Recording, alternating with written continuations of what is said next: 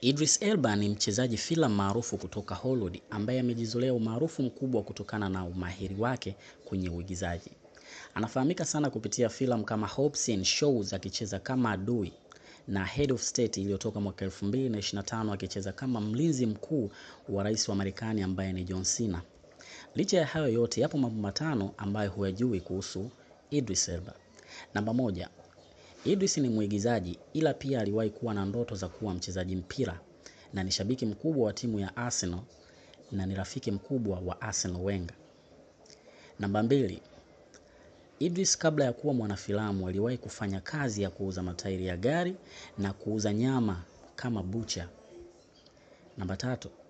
Idris Elba mbali na uigizaji pia ni DJ mkubwa huko Marekani. Idris ni DJ ukiachia mbali na uigizaji, pia yeye ni DJ anafahamika kama DJ Big Driss.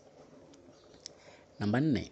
Idris Elba kama ilivyo kawaida kwa binadamu wote, kila mmoja ana ugonjwa wa hofu ambao kwa Kiingereza unaitwa phobia. Ziko phobia aina nyingi. Ndani ya hizo mojawapo anayo Idris ambayo ni acrophobia.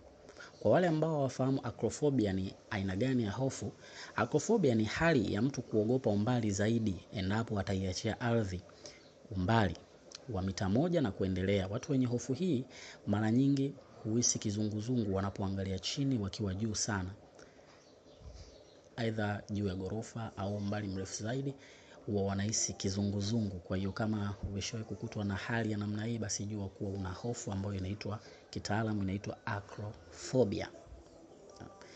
Namba 5. Idris pia amejifunza kickboxing kwa muda wa miaka 10, kwa muda mrefu sana, na amepambana pambano la kweli la professional kwenye kipindi chake cha Idris Elba Fighter huko nchini Marekani.